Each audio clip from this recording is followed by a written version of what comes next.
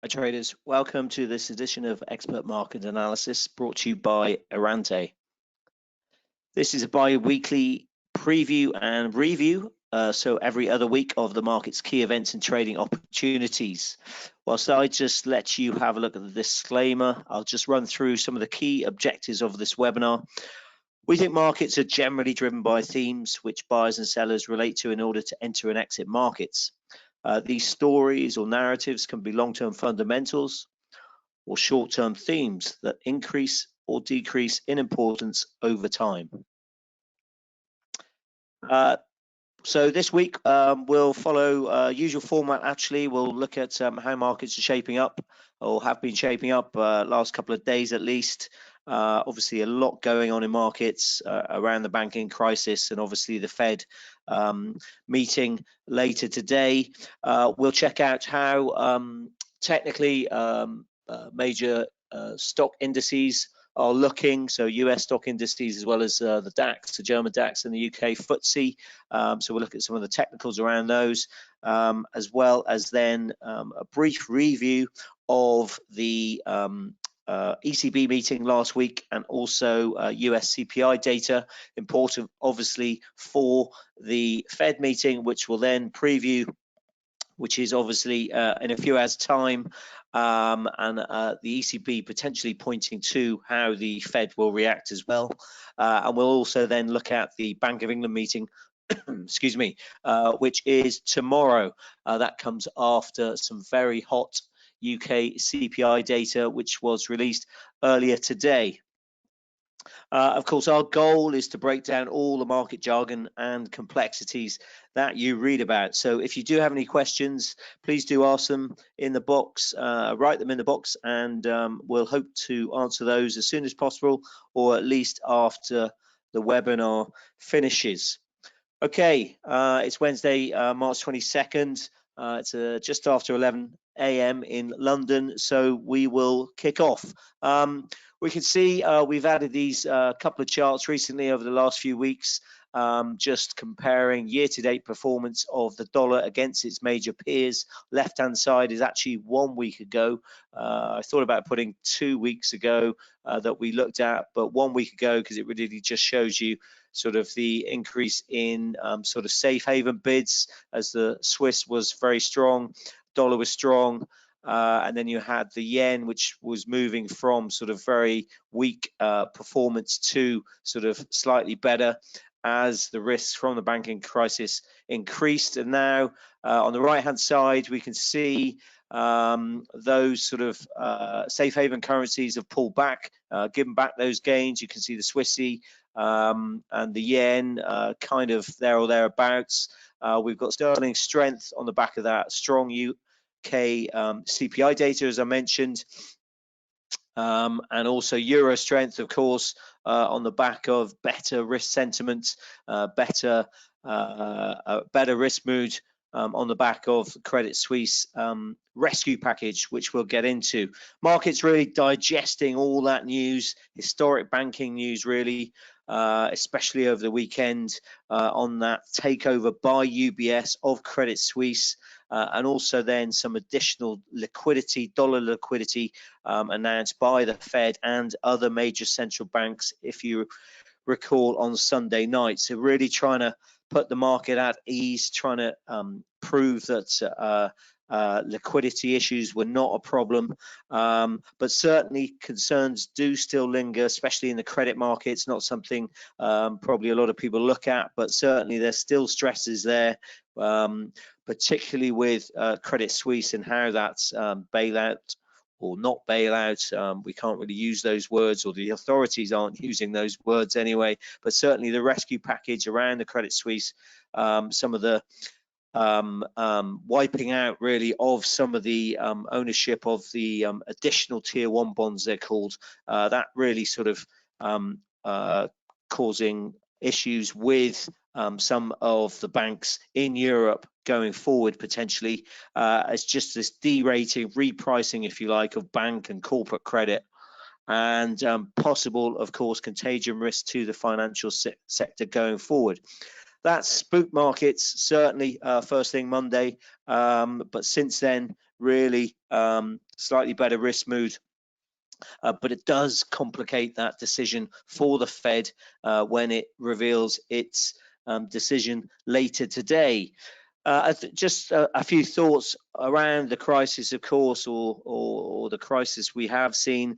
Lessons from sort of GFC in 2008 and also the Euro debt crisis in 2011 kind of figure that, or point to the fact that early cracks and the first rescue attempts by regulators often aren't enough, as these events do not happen in a vacuum. And that's sort of proved correct, really, with the Silicon Bank blow up, if you remember, and then obviously that spreading to other US regional banks which are under pressure. Signature Bank went under as well, the third biggest bank failure after SVB, and then after the banking blow up in 2008, and then certainly we've had concerns around First Republic. So that's another regional bank, I think in San Francisco, that was looking at, well, had losses of down 40% one day, but it was up 29%, I think, yesterday. So certainly obvious tensions still around. Credit Suisse as well, obviously in focus with that takeover by UBS, essentially engineered by the S&B, by the government, and kind of now sort of named as a shotgun marriage, if you like, so forced together, and that was done sort of over Sunday evening. As I say, market stress kind of calmed over the last few days, at least as well, with that coordinated central bank action helping, and basically that provides extra dollar liquidity to money markets and is seen as a sort of precautionary safety blanket, if you like, as there hasn't actually been any outsized demand for dollars, but that is a safety blanket and a safeguard if that does happen. Interestingly as well, we've had Treasury Secretary, US Treasury Secretary Yellen yesterday saying that the US government would back all deposits at smaller banks if needed. I think a couple of other things to note, really, effectively, the UBS deal, as I said, just touching on this issue around this blatant, if you like, upending of the hierarchy of debt. So that could still impact bank shares going forward. That didn't initially trump the rescue news, which combines these two great big Swiss banks. They're actually known as globally systemically important banks, GSIBs, which mold basically Credit Suisse and UBS together. As I said, there's a lot of talk around these additional tier 1 bonds, AT1 bonds. These are basically, just in a nutshell, hybrid bonds which offer higher yields than other debt and then can be converted into equity in the case of a credit event. But in the case on Sunday, they weren't converted to equity and just have been written down to zero. So that is an issue, just generally possibly going forward bank shares if we see anything happening there. I think also, obviously, we've been watching safe haven currencies. So some of the measures, apart from some of those sort of more complex esoteric measures, generally we should be watching, you should be watching safe haven currencies. So the yen, gold, of course, had a massive move higher and then a big pullback yesterday. And then also the dollar, of course. And I think for the dollar, yes, there will be some lingering bank sector stress, certainly. We can't take our eyes off that. And then also banks potentially wanting to hoard dollars.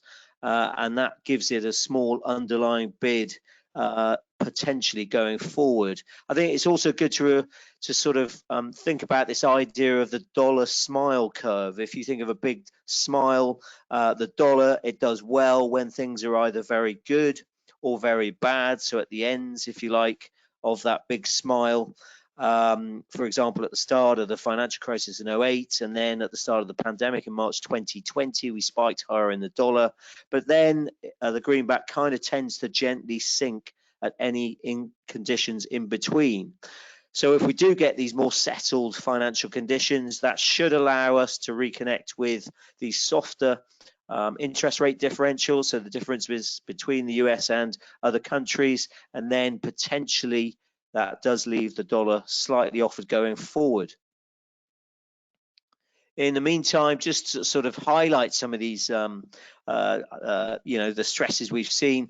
We've got the I don't want to get too complex. This is the CDS of Credit Suisse. End of last week, I think it was the 1-year CDS. So this is basically a measure, a risk of default, and that's a financial derivative basically that allows investors to swap or offset their credit risk with that of another investor. And you can see massive spike in that measure of default. You compare it to the pandemic here. The Euro debt crisis in 2011, and then obviously GFC in 08, 09, and seen obviously nothing like it. This was obviously before the takeover news. Also, this another chart which is just showing liquidity support, if you like, in the US after the US announced a new liquidity measure that banks could access, and you can see this massive take up of that, as well as the normal window that the Fed has on offer for banks. Really quite interesting. This shows really then the weekly borrowing and the Fed's bank balance sheet basically, which shows this massive spike in the Fed's emergency lending. Really underlines that we have had a very serious crisis in the banking system, and that will have definitely knock-on effects on the real economy, because it's this sort of severe liquidity crunch, which we're seeing bigger than pandemic, not as big as 08, 09, but still certainly very noticeable. So just a couple of charts there, just highlighting what we've been through, what we're still in potentially, so not to take our eyes off this.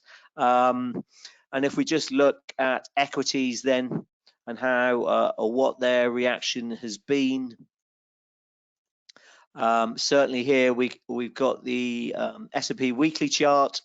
You can see the sort of big turn down 6th of March onwards, and then this pullback sort of last week, all still oscillating around that trend line sort of resistance, potentially now support, still trading around that. Didn't quite get to the 200-week moving average there at 37.36, and we've just bounced higher then through potentially the 50-week moving average just below 4,000. So I think we closed, you can see, at 4,002 on the cash yesterday, but potentially key levels around 4,000, around this trend line resistance support. And then if we do look at the daily, you can see the 200-day moving average, always people look at, always the widely watched indicator. That's at 3935 now.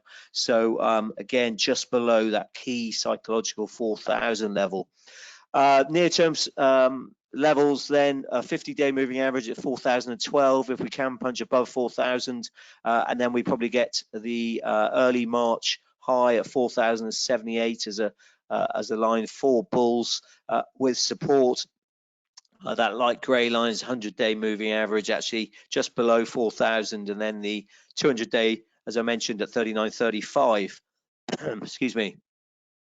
For the Nasdaq 100, if we go to the weekly, interesting. I think we pointed out this weekly bearish engulfing candle a couple of weeks ago, so that didn't look good. All those that range engulfing the previous weeks, but then interestingly we had a bullish engulfing candle. So you can kind of see the volatility we've had.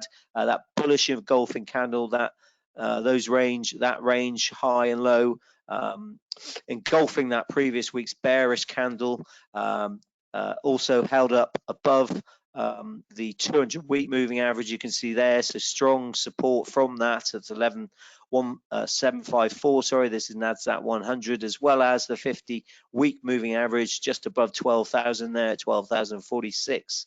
So yeah, interesting support, kept that support, big move higher. You can see here, big break higher last Thursday. when I think US banks said they deposit 30 billion into some of the regional banks and First Republic as well. And we just had this push higher again yesterday, another positive move, then looking towards now the early February high, you can see at 12,880. So yeah, really interesting positive move in the NASDAQ. For the Dow, slightly less so. If I just go to the Dow, sorry, you can see the weekly chart. Yeah, we pushed, we've got a fib level here actually of the 2022 decline. We pushed below the 38.2 at 31,862 there, but interesting weekly doji candle. So pretty much in the middle of the high and the low, closed in the middle, sort of indecision really, as well as on that fib level. And then we've bounced off that and potentially above that 50-week moving average at 32,477 in the Dow. If we go to the daily, you can see this sort of volatility, really the low printed last Wednesday at 31,429, and then a push above, interestingly, the 200-day moving average at 32,371. So interesting move there. If you put that into context, you can see stabilization around sort of 32,000 just below, and then this break higher of the recent range. So interesting whether we can push up towards above 33,000 and then sort of the other long-term moving averages. Just briefly, we'll check out the DAX. Again, similar to the Dow in a way, spiked lower down to 14,457. Noise really, a lot of volatility around sort of 14,800 and above there looks to be a decent level. That's the 100-week moving average at 14,736, sorry, and now we're up to the 50-day moving average. Interesting, you can see acted as support there previously, sort of December. So whether we can punch above that, which is 15,288, and then we get back to potentially that trend line support, then resistance, but probably around and the highs then we go to, so 15,600. FTSE, just check that out, sorry, similar to the DAX, spike lower, 7206, punched above the 200-day moving average at 7420, and now we're looking at sort of these levels here back in mid-March around sort of 7626, and then if we can get above a long-term level of 7689, potentially then we get back up towards this sort of the January, February trading sort of levels around 7,800. Okay, let's just now turn our attention to last week's events. We had the US CPI data, just got a graphic here of the main numbers. We can see, yeah, really illustrated persistent underlying inflationary pressures still. That's the headline number, 6% down from the previous 6.4, but that was obviously from the 6.2 before that. So we are slowing, but still it's elevated, and certainly the month-on-month number at 0.4 is definitely still above what economists think is needed to get back to 2%. I think that's 0.17% on the month for quite a few months before we can then contemplate getting back to 2%. Certainly the core number is always in focus. That strips out those volatile food and energy prices. That's still elevated at 5.5%, obviously a tick lower than January, but still, as I say, elevated, driven by core services, while the shelter component explained part of the uptick. Broader core services, so that's X, housing and healthcare inflation, that actually accelerated month on month and up from the previous number as well. Just one other inflation measure is the Atlanta Fed. They use a CPI number, which is still sticky. That picked up to 6.8% on an annualized month-on-month basis. That's at a 5-month high now. So clearly too fast for the Fed. and especially as labour markets remain tight, then yeah, still too high, and services inflation, I've mentioned it here, but that will remain a key focus for monetary policy going forward. Just move on then to, just before I look at the Fed, actually just moving on to the ECB. Just bear with me 1 second. I'll just pull up the Euro-dollar chart, which is here. Which you can see now, but just the ECB, just briefly important, I think, just for context for the Fed decision, they obviously hiked by 50 basis points, gave no indication for the coming rate hike path, if you like, in line with what most expected. The ECB communication clearly highlighted the risks prevailing to the economic inflation outlook, but should the baseline prevail, once the current turmoil subsides, then more rate hikes may be needed. It was really a kind of dual track monetary policy approach, if you like, adopted by Lagarde, adopted by the ECB. They gave up on forward guidance because of the uncertainty, which obviously makes sense in the short term. But there was a clear preference with this divisions between price stability on the one hand, that's inflation, and focusing on that, and that kind of trumped, if you like, financial stability, which is obviously where tools are used, liquidity lines are used, and it was clearly trying to separate the differences between those. So inflation stability on the one hand, financial stability on the other, and that probably gives us a guide as to how the Fed will be looking at it. But just on the ECB, certainly the first sentence in the statement, inflation is projected to remain too high for too long, really kind of told us where their focus lied. And there is, as Lagarde said now, or try to impress on everybody, and has done also this week actually, there is no trade-off between price stability and financial stability. It's certainly a very fine balance, but certainly with this easing pressure, if you like, the last couple of days as well, then the ECB, is willing to take the necessary measures, of course, to fight, to further hike actually, and also then fight inflation. As I said, they stand ready to act if market tensions are or get worse, and certainly the Fed will probably be taking a line out of the ECB's book on this regard, emphasizing they have the measures, the tools to combat any liquidity problems and market tensions, but at the same time their focus is on elevated and high inflation. That was, the ECB generally, they did sort of imply they had some new staff projections actually, without incorporating the effects of current developments. Inflation was forecast by the ECB to come back to target in late 2025, even with growth above trend in 2024 and 25.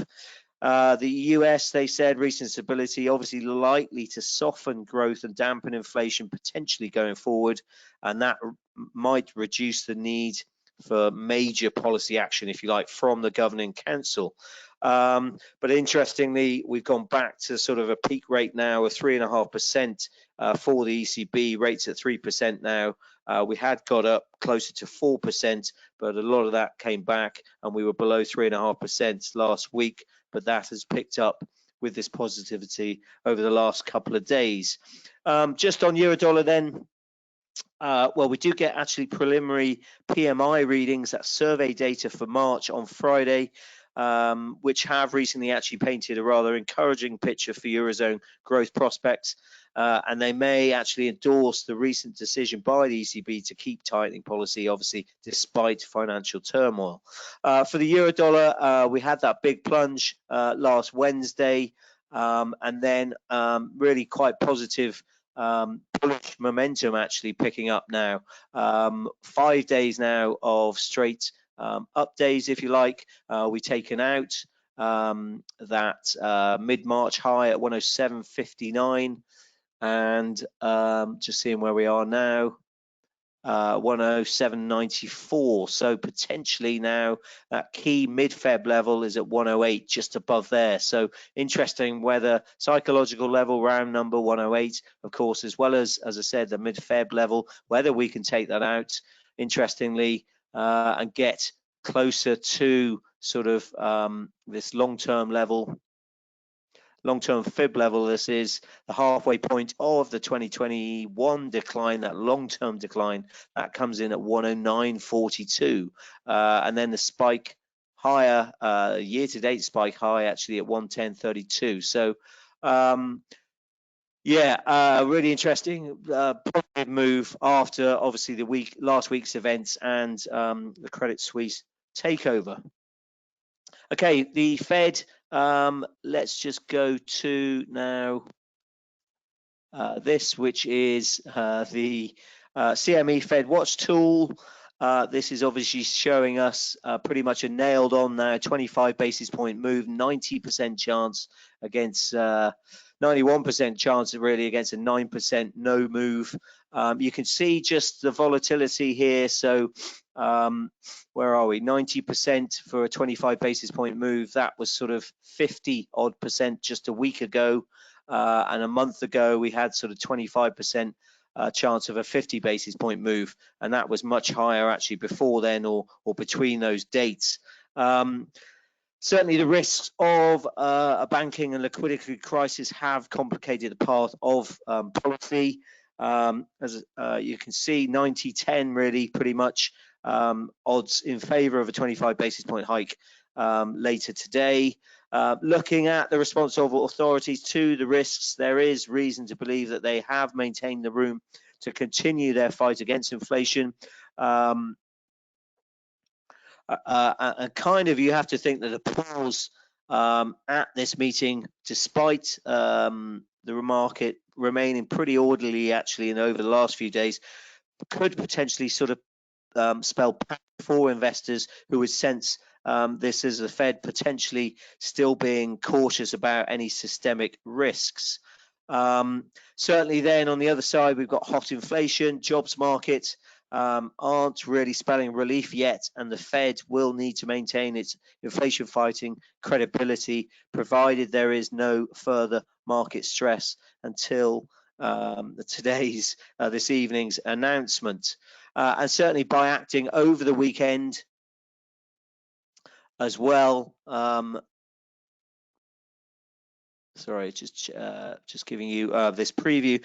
Certainly by acting over the weekend with the dollar liquidity lines, that as well could possibly be seen as a step by the Fed, like the ECB, just to separate out the differences between, as I said, price stability and financial stability on different hands, if you like. Just got this graphic really giving you the key numbers, which really, yes, still sticky inflation, high inflation, still hot labour market really, even though we sort of had wage growth being pretty tepid. And then we will get, or the focus will be, as I've said, on near-term guidance. That will be key. We do get fresh Fed FOMC projections, dot plots known as, and remember that the terminal rate was 5.1% in December. So if this gets moved higher, then potentially that does signal confidence in the Fed and them looking at systemic pressures, if you like, certainly if that terminal rate goes higher, and then they're looking at the current volatility, if you like. Also, I think interesting, Nick Timiraos, actually, the Wall Street Journal journalist, a Fed whisperer, if you like, he highlighted that market volatility is actually 3 times more in Fed Chair Powell's press conferences than previously in Yellen's and Bernanke's before that. So certainly a lot of permutations potentially into the meeting and then during the press conference.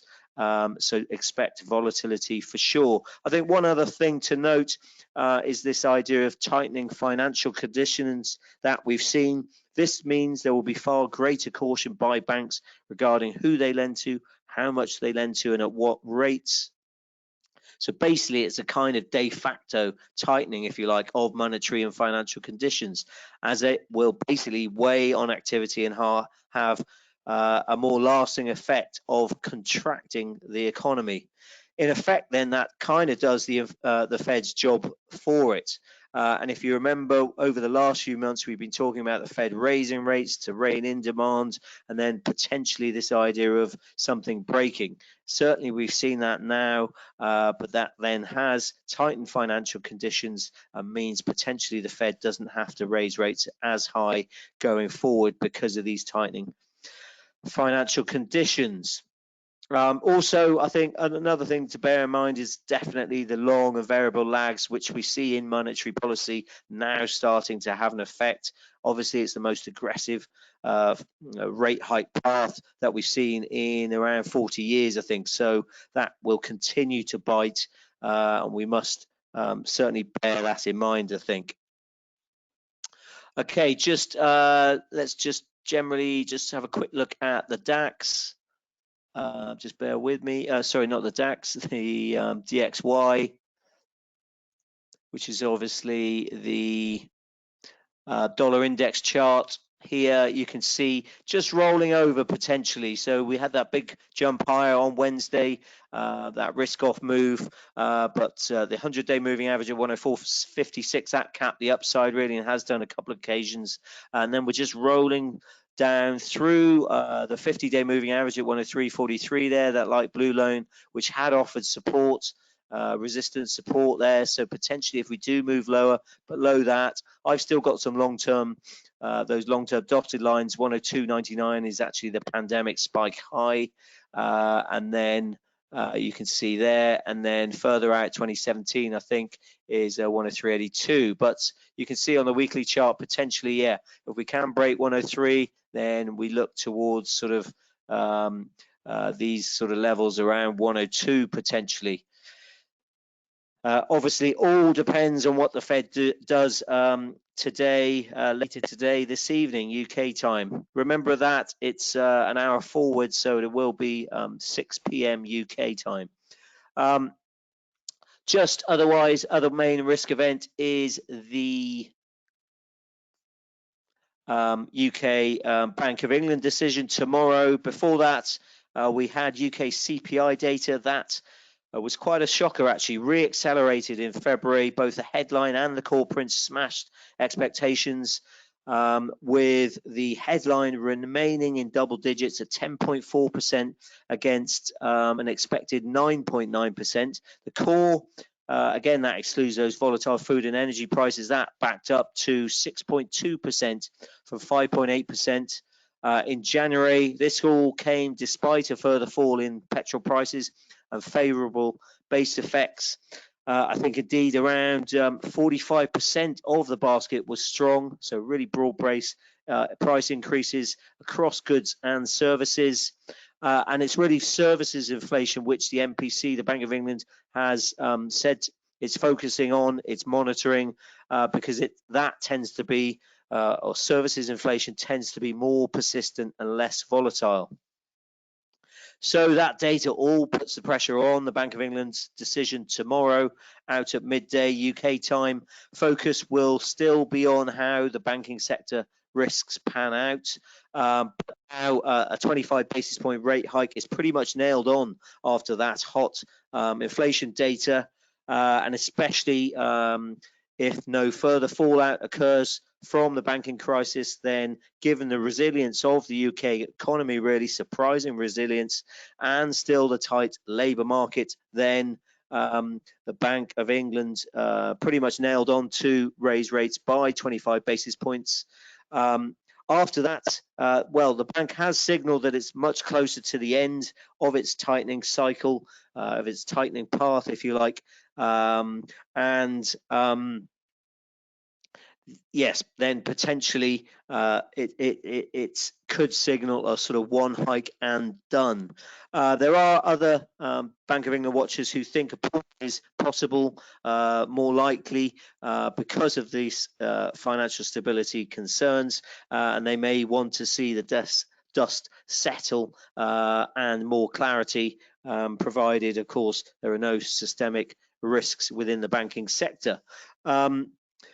Whether, of course, the MPC hikes after this meeting certainly will depend on that part of inflation that's meant to come down quite dramatically through the year, largely due to improvements in supply chain performance and as well those more favourable base effects that should then see a sharp moderation in goods price inflation as well.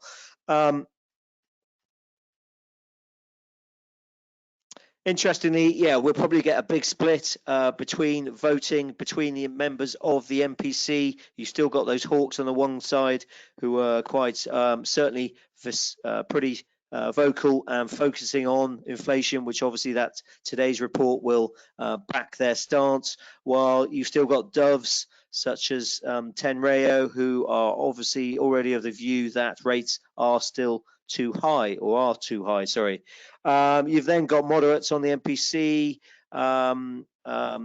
which have some cover potentially for a pause, obviously with the banking stresses, and you've had, for example, Chief Economist already noting that there is a lot of tightening in the pipeline, whilst Governor Bailey actually has cautioned against suggesting either that the Bank of England is done or that it will inevitably need to do more. Okay, that's sort of the Bank of England covered, I think, pretty much. 25 basis point money markets think is nailed on anyway. Whether then it's what happens after this meeting, as I say, will be key, and especially in light of that hot inflation data. Other measures of inflation have been easing, and the Bank of England has actually talked about inflationary persistence, in fact. So they will be looking at other measures. Wage growth, as I said, slightly easing back potentially, along with other measures. For cable, so sterling against the dollar has held up really quite well. We've seen the outperformance on that first initial chart I showed you against the dollar, and you can see potentially we had a sort of bullish flag there, and potentially then if we can break the upside here, the highest point, well, we did get above there 122.97, but 123 probably acting as resistance to a move towards sort of these January highs around 124 and above. Lots to look forward to, as I say. A Bank of England meeting on Thursday ahead of course, the Fed meeting. The Fed meeting in a few hours' time. Okay, that's it for this week. Please tune in a couple of weeks' time when we'll probably review all of what's been going on. So much going on now again. Do stay safe out there, and we look forward to speaking to you in a couple of weeks.